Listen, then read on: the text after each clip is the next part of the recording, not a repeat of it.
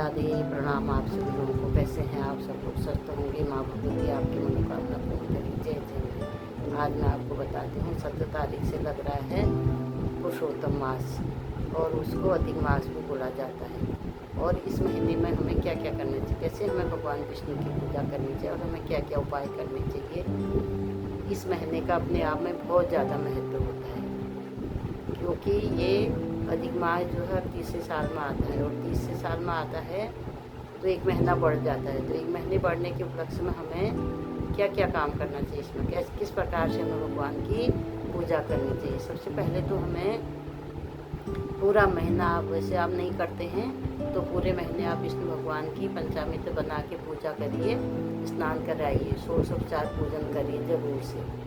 और इस महीने में अपने दीपदान का बहुत ज़्यादा महत्व होता है।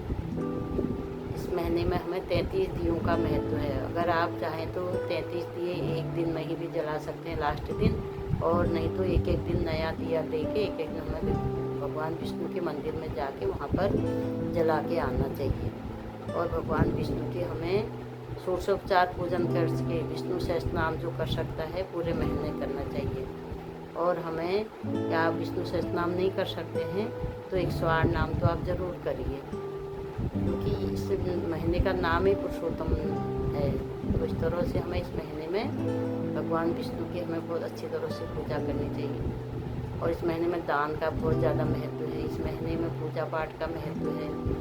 इस महीने में दीप दान का महत्व है।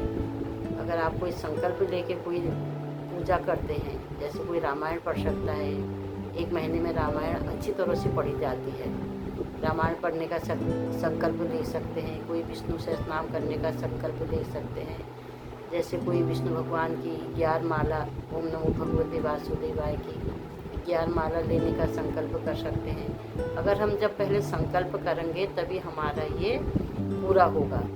अगर हम संकल्प नहीं करेंगे तो हमारे कोई कार्य पूरे नहीं होते, इसलिए संकल्प का लेना बहुत ज़रूरी होता है।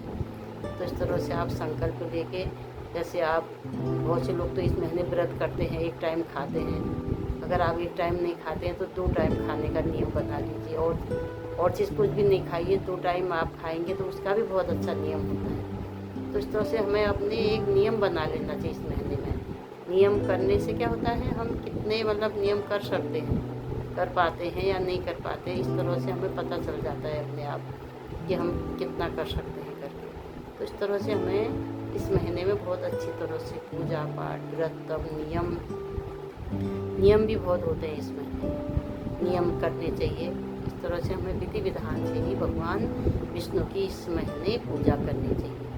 और जो कोई भी अच्छी तरह इस महीने संकल्प लेता है, भगवान विष्णु की पूजा आराधना करता है, उसके मनोकामना अवश्य पूरी होती है। मुझे आज कितने साल हो गए हैं, 14-15 साल हो गए हैं। मैं हर साल रामायण करती थी, एक महीने में पूरी रामायण पूरी हो जाती है। तो अब इस महीने देखती हूँ, अगर होगा तो मैं आपके साथ ही शेयर करूँगी, अगर नहीं हो पाएगा तो बात अलग है। तो इस तरह से आप कोई भी आप किताब पढ़िए, कोई भी कथा करिए या विष्णु सहस्त्रनाम करिए, जो भी करते हैं आप उसका एक संकल्प ले लीजिए। संकल्प आप ले लेंगे तो आपसे हो जाएगा।